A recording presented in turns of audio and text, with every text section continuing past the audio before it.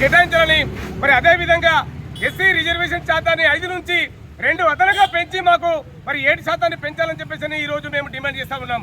ఎందుకంటే తెలంగాణ రాష్ట్రంలో ఎస్సీ వర్గీకరణ తెచ్చిన తర్వాత మరి మాల విద్యార్థులు ఉద్యోగులు మరి ఆ రంగాల్లో ఉన్నటువంటి వాళ్ళకందరికీ కూడా తీవ్ర అన్యాయం జరుగుతుంది.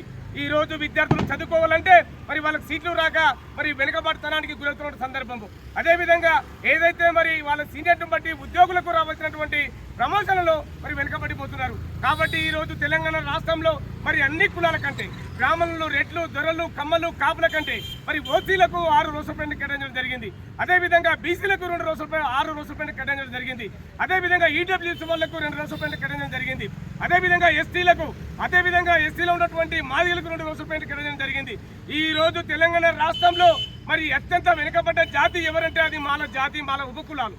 ఈ రోజు అలాంటి జాతిని మరి అభివృద్ధి చెందిందని చెప్పేసి ఈ రోజు మరి మాలల యొక్క గొంతులు కోసినటువంటి మన రేవంత్ రెడ్డి కాంగ్రెస్ పార్టీని భూస్థాపించడానికి ఈ రోజు ఈ జూబ్లీహిల్స్ బై ఎలక్షన్ లో మా యొక్క అభ్యర్థులను నిలబెట్టడం జరిగింది, నామినేషన్ జరిగింది.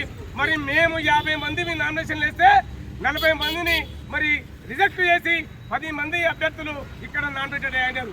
ఆ యొక్క 10 మందిని మరి జూబ్లీహిల్స్ ఉన్నటువంటి 7 నియోజకవర్గాల్లో మరి అన్ని బస్తీలో కూడా తిప్పి మా యొక్క జాతి మరి 50,000 వరకు ఇక్కడ ఉన్నది. మరి వారికి మాకు జరిగిన అన్యాయం మీద వారికి తెలియపరిచి, మాకు జరుగుతున్న నష్టాన్ని వారికి తెలియపరిచి ఈ రోజు ఇక్కడ జూబ్లీహిల్స్ బై ఎలక్షన్లో నిలబెట్టినటువంటి కాంగ్రెస్ అభ్యర్థిని ఓడించడానికి మేము కంకణం కట్టుకొని భక్తిపాట పడడం జరిగింది. ఈ రోజు డాక్టర్ బాబాసాహెబ్ అంబేద్కర్ గారు ఇచ్చినటువంటి ఓటు ద్వారా దాని ద్వారా బుద్ధి చెప్పబోతున్నాం. మాకు జరిగిన అన్యాయం మీద పోరాడితే పోయేదేం లేదు, బానిస సంఖ్యలు తప్ప. ఈ రోజు మాకు చేసిన రేవంత్ రెడ్డి మోసాన్ని మేము ఎండగట్టి మా జాతిని జాగృతం చేసి ఈ రోజు కాంగ్రెస్ అభ్యర్థిని మరి ఓడించడానికి మేము ఈ రోజు ప్రారంభం చేయబోతున్నాము. ఈ రోజు స్టార్ట్ చేసి ఏదైతే ప్రచారం ఉందో ప్రచారాన్ని అంబేద్కర్ స్టాచ్కా నుంచి అంబేద్కర్ నివాళులర్పించి ఈ రోజు ఇక్కడ నుంచి ప్రారంభిస్తున్నాము. మరి భక్తిపాట పెట్టి మాకు జరిగిన అన్యాయం ఏదైతే ఉందో దానిని రోస్టర్లో 20 లోపు 2 రోస్టర్ పాయింట్లను 3-13 కేటాయించాలి. మరి రిజర్వేషన్ ఏదైతే ఉందో 5 నుంచి 7% అంటే అదనంగా ఇంకా 2% పెంచి మాకు న్యాయం చేయాలి ముఖ్యమంత్రి గారు అని చెప్పేసి ఈ సందర్భంగా నేను గుర్తు చేస్తూ మరి బస్సు పాట పడడానికి మేము అందరం సిద్ధంగా అయినాము. ఈ రోజు నుంచి స్టార్ట్ చేస్తున్నామని చెప్పేసి కూడా ఈ సందర్భంగా గుర్తు చేస్తున్నాము. జై భీమ్.